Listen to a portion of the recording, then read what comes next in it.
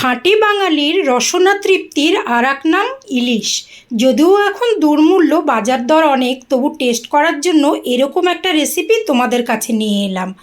তো প্রথমেই একদম মাছটা দেখে কিনে নিয়ে আসতে হবে বাজার থেকে।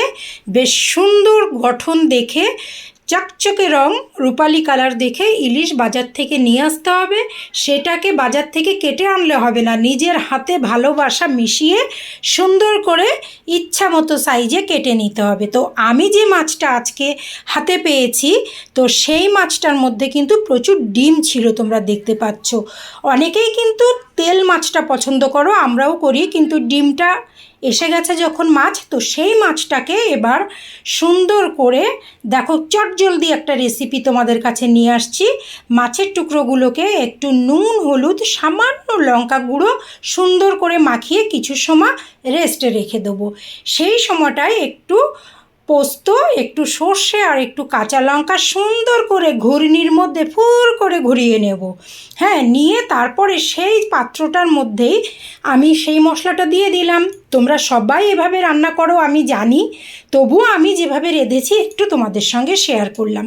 তার মধ্যে দিয়ে দিলাম কিছুটা খাঁটি সর্ষের তেল, দিয়ে খুব সুন্দর করে এপিট ওপিট করে মাছগুলোর মধ্যে মশলাটা ঢুকিয়ে ঢুকিয়ে ভালো করে মাখিয়ে আধা ঘন্টা রেস্টে রেখে দেবো। তক্ষুনি কিন্তু কড়া আমি বসাবো না পাত্রটা গ্যাস ওভেনে।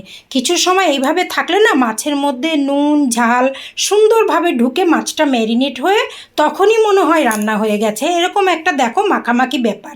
এবার আমি একদম লো ফ্লেমে গ্যাসটা ধরিয়ে ব্যাস বসিয়ে দিলাম পাত্রটা।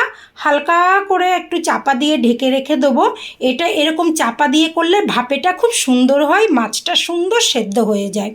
আমি তো ভাতের মধ্যেও টিফিন বক্সে করে এরকম বসিয়ে ভাপে করে নিই, প্রেশারের মধ্যেও দিই। আজকে শুটিংটা করব বলে এই ফ্রাইং প্যানটাই করছি, যাতে মাছ রান্নাটা ঠিক ঠিক দেখাতে পারি।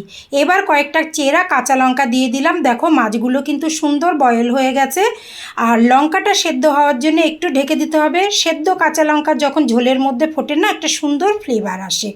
আর একটা কাঁটা চামচ অথবা একটা নতুন টুথপিক দিয়ে দেখে নেবে মাছটা কতটা বয়েল হয়েছে।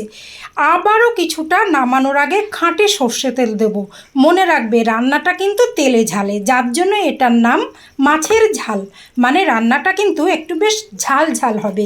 সঙ্গে কিন্তু কোনো রুটি লুচি না, একদম গরম ভাত।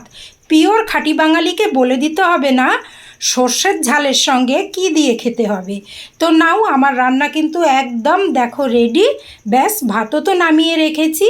এবার সবটা তো তোমাদের দিলে হবে না, আমাকেও একটু খেতে হবে। আমরা পরিবার সবাই একসাথে খাবো, কিন্তু তোমাদের জন্য আগে এক পিস তোমাদের জন্য আমি দিয়ে দিলাম। তোমরা খেয়ে বলবে কেমন হয়েছে রান্নাটা। আর জানোই তো আমি একটু রান্না ঘোরা এইসবের ভিডিও বেশি পোস্ট করি। আমার ভিডিও তোমাদের কেমন লাগে একটু মাছটা দিয়ে ভাত খেতে খেতে কমেন্টে জানিয়ে দিও। আবারও আসবো নতুন রেসিপি নিয়ে। টাটা।